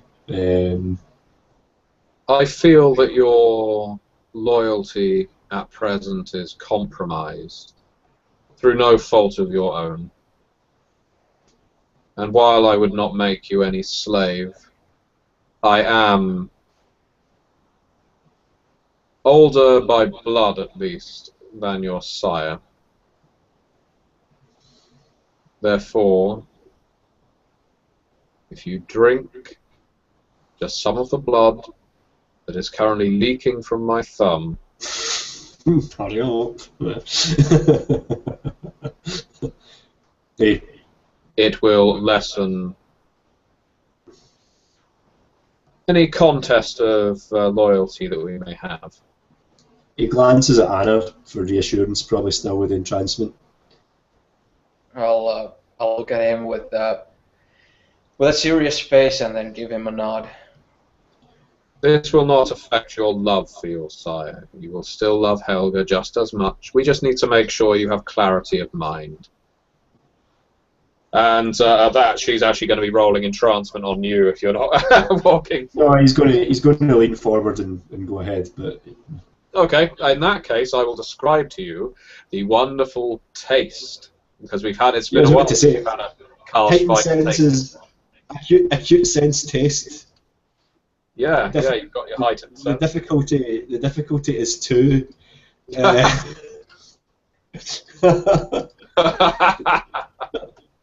All of the successes take place. Yeah, that's what, 10 successes? Something like that, yeah. Yeah. Okay, in that case, 10 successes.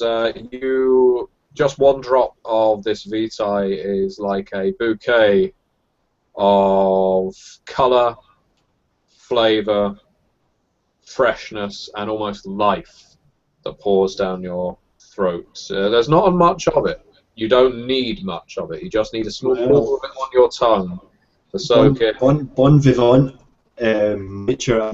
Carol suddenly springs into a pose that Anna has, and Masha, in fact, has seen at the Elysium, where, and he's sort of like, as if like licking the last morsels of it from his own fingers, as though he's eating something, and starts describing colour, fire, and he sort of like grasps at her hand as though he wants more.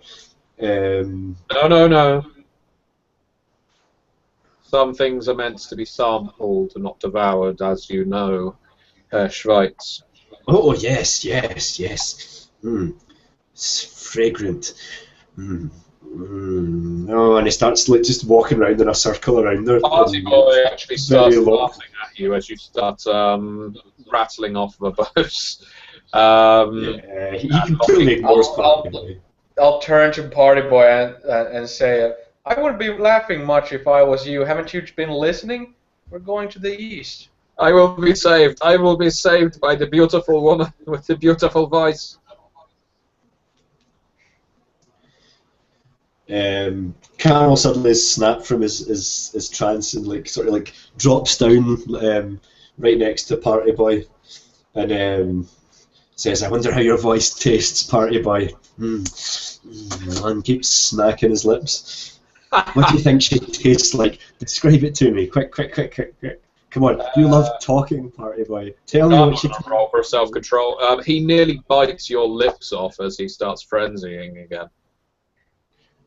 Carl jumps to his feet and laughs like Lord Flashheart.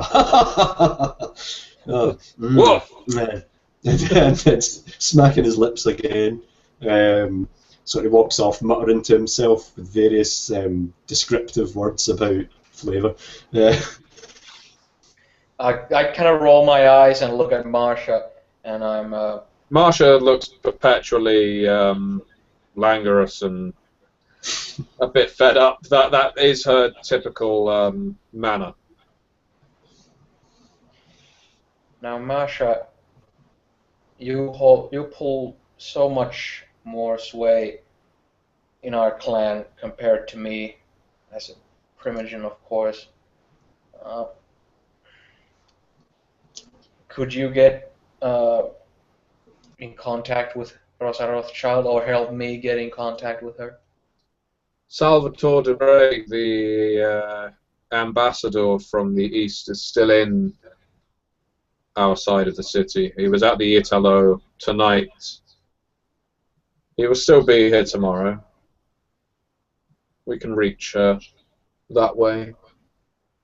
Although I feel we may have to move fast. The one thing I didn't tell you when I arrived here, it all seemed a bit superfluous, but I suppose it's highly relevant. David Hasselhoff has arrived in West Berlin. That may we better not hassle the Hoff. That may seem like... My God! Allow me to finish, Herr Schweitz. Apparently, the Berlin Wall is coming down in 2 nights' time. That is the timetable. And this American prick is supposed to be sat on top of it as it happens.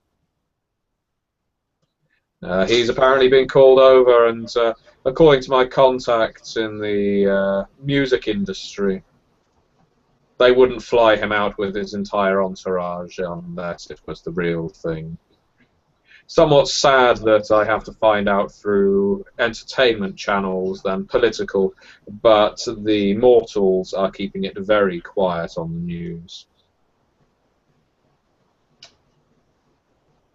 Well, we best act quickly. That's our timetable. In 2 days. If Hasselhoff's going to be there, I'll be there. Well, jump in my car. and You can't embrace him, by the way. He's got true faith. 2 days, we'll have a full-blown clusterfuck of a civil war. The Hoff is unbondable. Unless we act quickly with this whole thing. Yes, a shame it's so late now. We will have to act first thing, I fear. You are welcome to stay here, of course. I will be doing so, as I had to decline Helga's offer.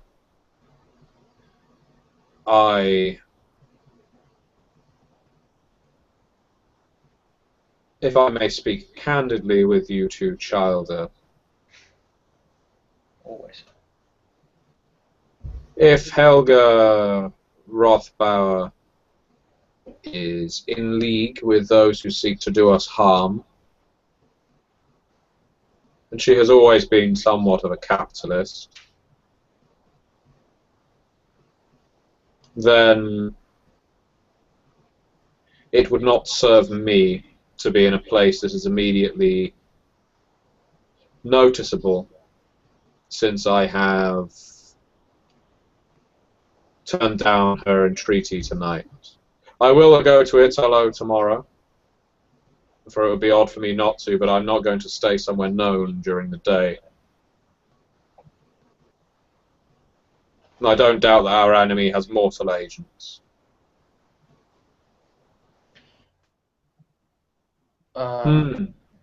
We should probably pull your motorbike inside, and I will tell Werner to get rid of the car and use my spare Volkswagen instead. Doesn't draw attention all that much. Yes. What Party Boy said about knowing the location of all of our domains, all of our havens. There are few within this city that would have that knowledge outside of our own clan. I do not doubt that the Prince and the Tremere and the Sheriff have access to that information if they really decided to dig. But I find it more likely that they would aim for an opportunist within our clan and offer them something in order to gain that information reliably, swiftly. So this Party Boy plan with his tagging could take place swiftly. That is a suspicion. Something dawns on Carol based on what Party Boy said earlier, and he says, someone who knows where I live.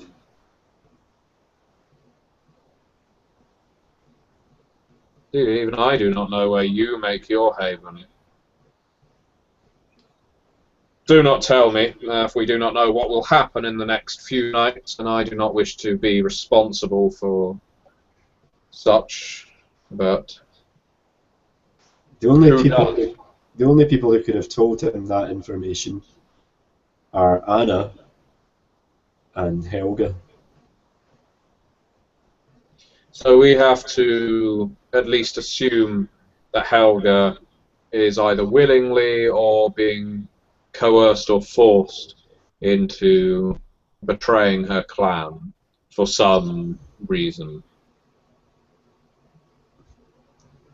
I'll grab Carl's hand nonchalantly with my hand and just kind of try to comfortingly just kind of rub his hand with my thumb there and kind of look at him with this kind of well, I don't want to say sympathetic look, but this kind of, when he said that about only me and Helga knowing his home, this kind of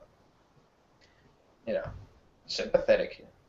Carol looks utterly betrayed and is as close to tears as you could put. In fact, may have a tear or two going down his cheeks, and he's making no effort to contain himself. He just looks completely gutted, quite frankly. Schweitz, no matter what may happen in the coming nights, you have not lost your family in this. We all appreciate your gifts. I appreciate your gifts. No matter what. Your gifts too.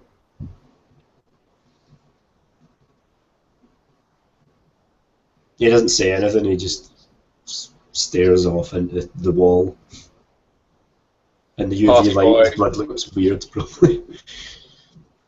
Party boy yells out, in 2 nights' time there will be no Clan Toreador.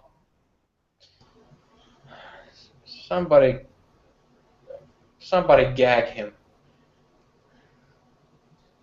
Marsha picks up the roll of duct tape and just rolls it completely around his head.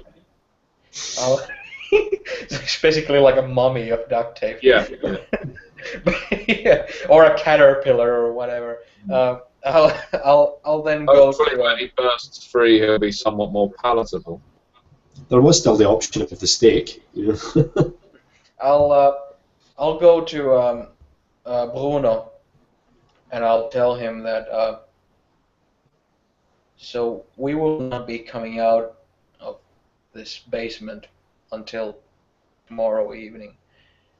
What I need you to do is go out now and go to Werner. Tell him that he needs to go and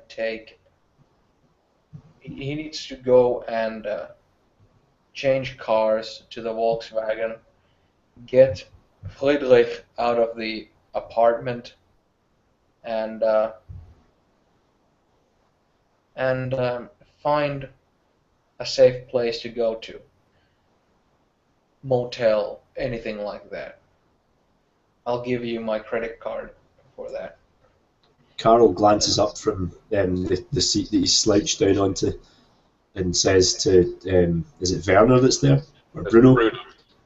He says to him, watch out for the man. He seems to not be able to remember his name right now. You tell... Herr Schweitz, no harm will come to us. No, I want you to just tell this to Werner, but I want you to stay. I want you to haul that motorbike into this basement, and then I want you to stay in the upstairs apartment and keep an eye out during the day. If I may be so bold, Mutter, I would greatly assist if I may, if you would kiss me beforehand. I will then be able to stay awake throughout the entire day. I look at him and I immediately get this smile on my face when he suggests that, and I'll I'll walk closer to him so that our chests touch each other, and while doing that, I'm kind of biting my lower lip in this not like really biting it at first, but just in this kind of getting closer to him. But then I actually bite it hard enough where I'll go and I'll reach in to kiss him, so that my blood will through the kiss just pour into his mouth, and I'll kiss him very passionately. Again, in this kind of, it's almost like this the kiss that includes this holding back, weeping type of thing, because again, I'm like, this is another thing where I have the feeling that this is the last contact I might have with him. Like, this could be like a lover's goodbye kiss type of thing, or something of the sort, So yeah, I'll do that. I'll take a little time with that. So it's not like just kiss for luck type of thing. No. How many vitae do you want to impart? 2. Okay. How many points do you have left? 4 after that. Okay. Gonna be a parched evening tomorrow. Well, I'll have to do something about it. Yeah. Do something. But yeah, it's Bruno. the thing is that Yeah, it's Werner has the unconscious Fritz in the car. He will delegate with Klaus the meetup and getting the Volkswagen instead of the BMW, and grab Friedrich from my bedroom, from my apartment. So all of the boys except for Bruno will be. Watch out for Schroeder. Hmm? That's what Carol was trying to warn you about. He couldn't remember his name because he was too upset. But the guy Schroeder that lives there, he basically warned you to watch out for him. Ah, yeah. I will pass that message on to Werner, Herr Schweitz. You look after my mutter now, or I He will just be nods. coming for you. Another promo cut by Bruno.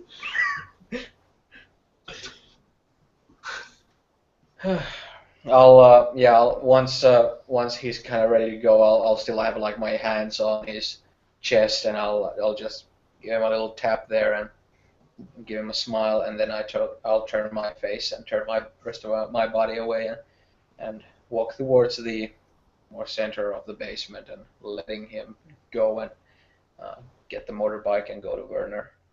Yeah, he handles all of that. And with that being the case, you're replacing the steak in Party Boy.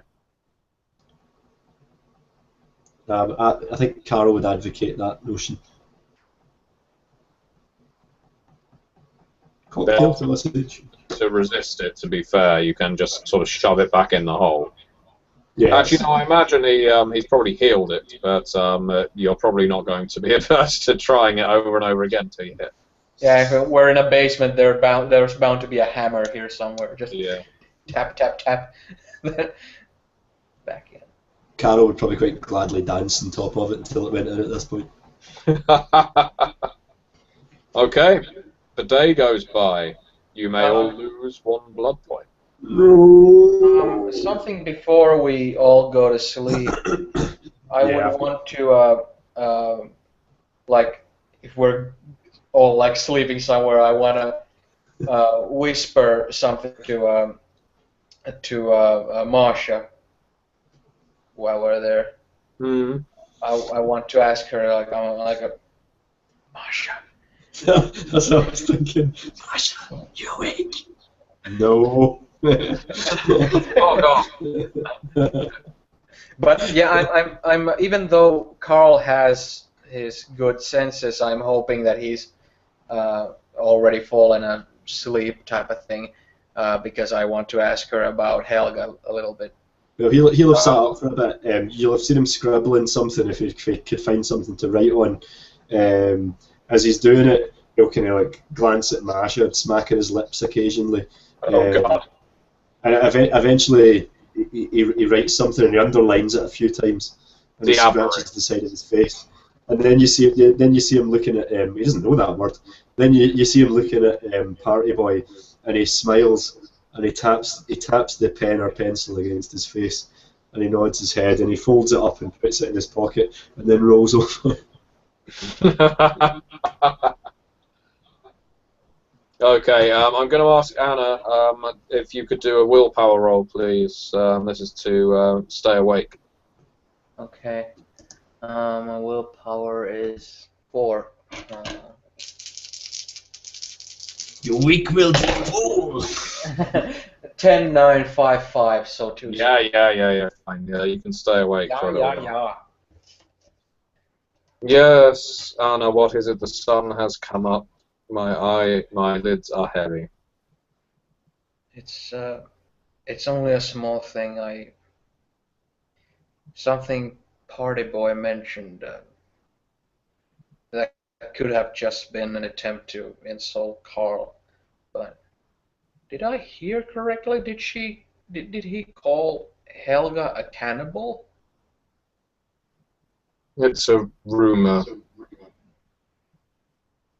In the East, they're very fond of telling the story of how Helga has eaten mortals and wants another vampire.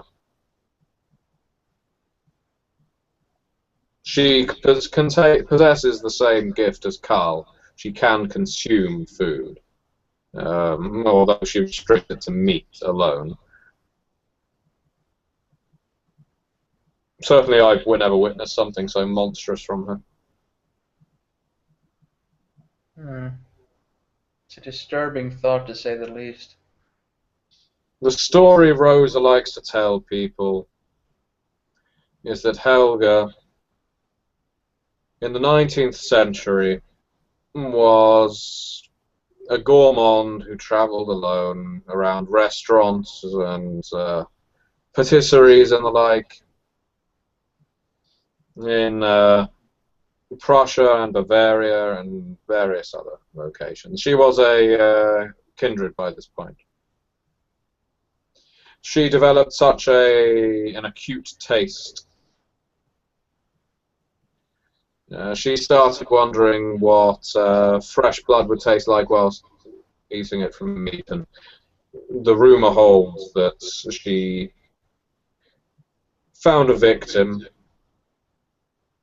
essentially put the poor person on a meat hook and decided to eat them piece by piece whilst they were still alive. Supposedly one of her childer of the time was witness to this, and this is how the word got out. Now, the way Rosa tells it, and believe it if you like, is that Helga's sire found out about this extravagance. Disappointed, horrified, appalled, more in touch with her humanity, perhaps, than Helga herself. Her sire came to admonish Helga, perhaps being informed by Helga's child that this had occurred. Helga staked her sire and then decided she would taste vampire flesh,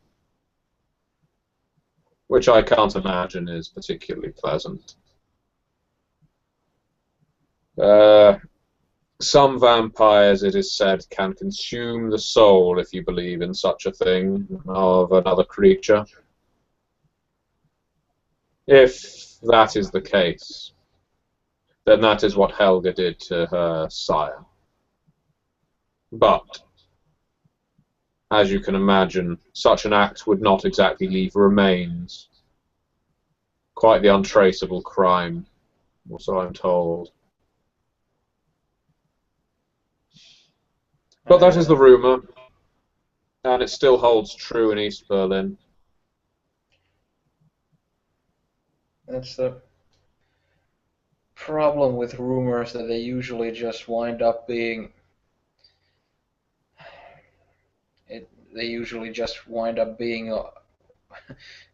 caricatures of reality. They usually tend to be based on something. Whether or not she actually has tasted vampire flesh is something that could easily be imagined, but I'm sure there's some sort of base where that's from. Even something like, let's say, even something like Hercules might be a guy who just killed a lion, but then it just turns into, oh, a lion with bulletproof skin, oh no, a lion sent by the gods with bulletproof skin or swordproof skin, whatever. It's, I don't like the idea of how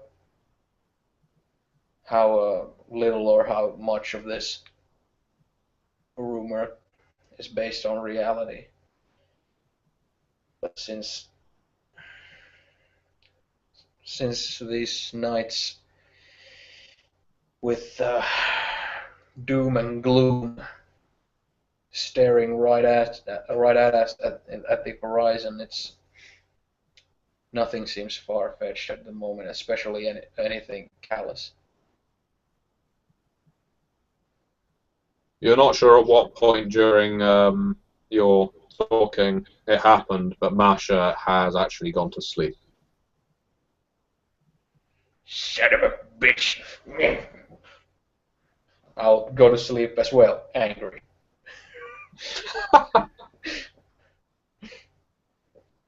Yeah, I'll sleep as well once I notice. Well, we still have an hour of game time if you two gentlemen still want to continue. Or is that a good time for both of you to conclude? It suits me if it is a natural break, but I've got another hour if you want to run on a bit. But yeah, it would be perhaps better to start our next session from, having clear things right from the morning to do, instead of like chomping the night into multiple pieces. When you wake up and find Party Boy over a slow roast with an apple in his mouth and Carol standing there. Like mother, like son.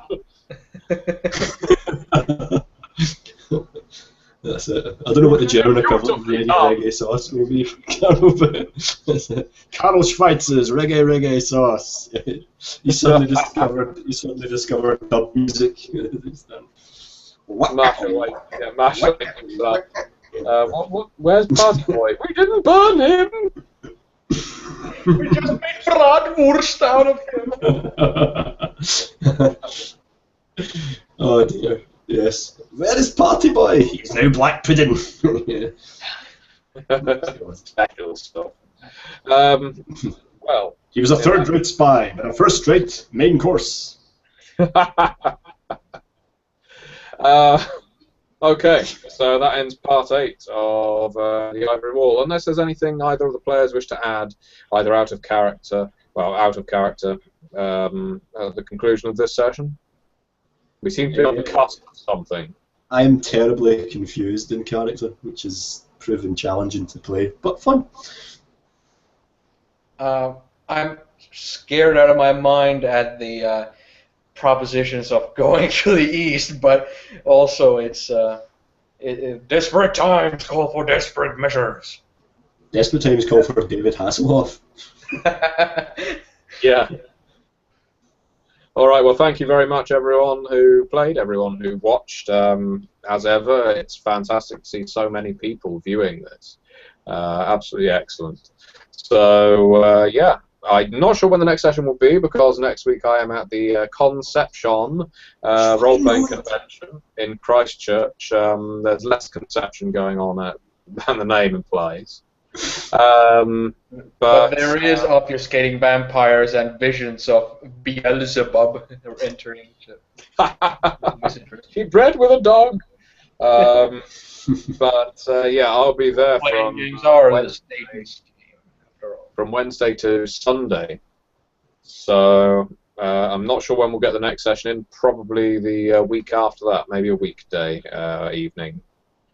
So yes, until then, thank you very much, everyone.